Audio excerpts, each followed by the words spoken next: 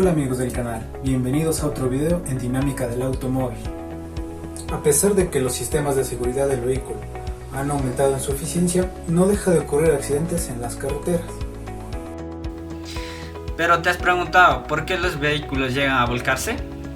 En este video trataremos acerca del por qué ocurre el vuelco de un vehículo y qué fuerzas interactúan en este fenómeno. Después de la intro, comenzamos.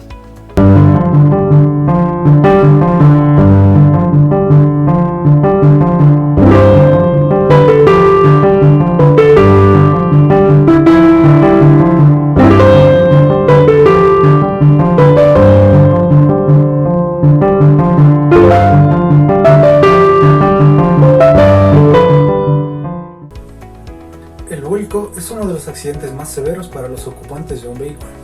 Por ello, reglamentos y directivas establecen los requisitos de comportamiento lateral de dichos vehículos, para que estos puedan ser homologados.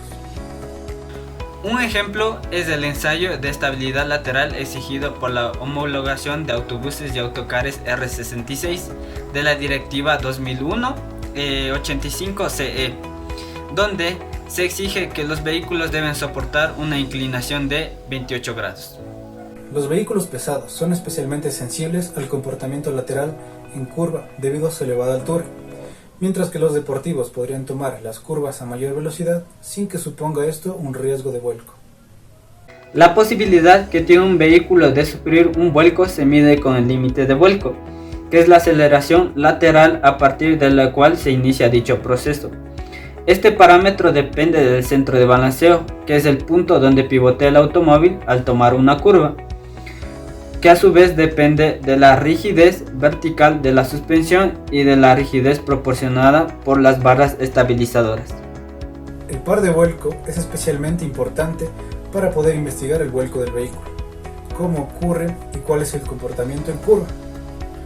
La fuerza lateral FY en el punto de aplicación de la fuerza vertical resultante Fz se mueve en dirección de la fuerza lateral y como resultado genera un par de momento negativo Mx. Se espera que cuando un neumático presente un momento positivo esté relacionado con la torsión del mismo en la superficie de contacto. Esta alta rigidez se opone al aplanamiento del neumático para permanecer en contacto con la carretera, cuando el perfil se inclina por la acción de la fuerza lateral. A continuación se explicará el límite teórico de vuelco. Para que el fenómeno de vuelco entre en juego, lo primero que debe ocurrir es que uno de los ejes del vehículo, en uno de sus lados, pierda el contacto con el suelo.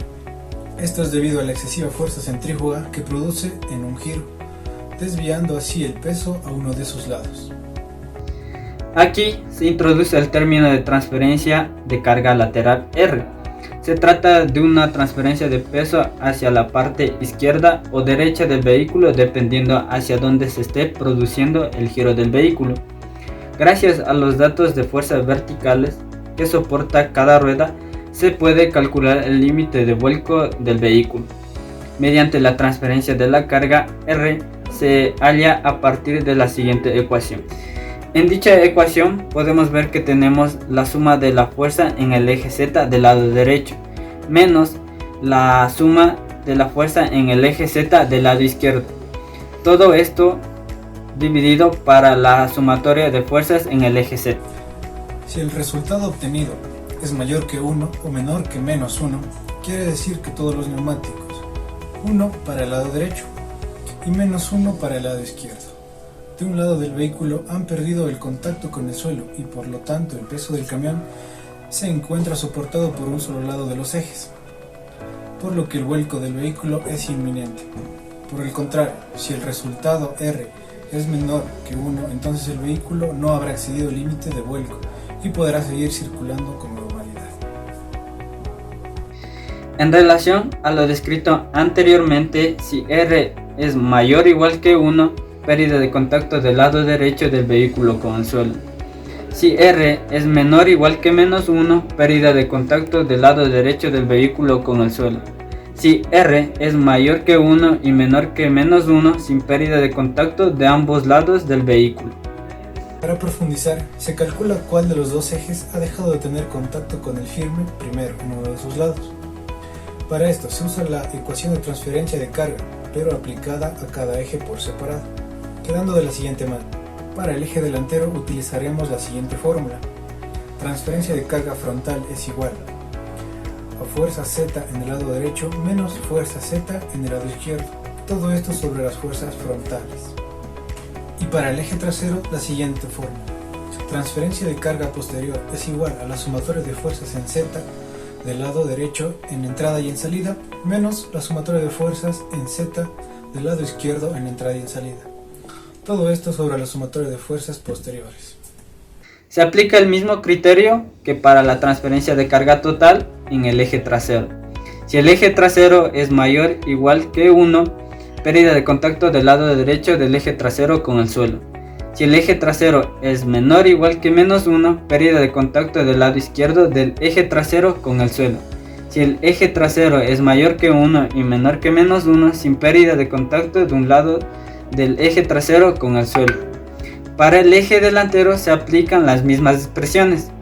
Si el eje delantero es mayor o igual que 1, pérdida de contacto del lado derecho del eje trasero con el suelo.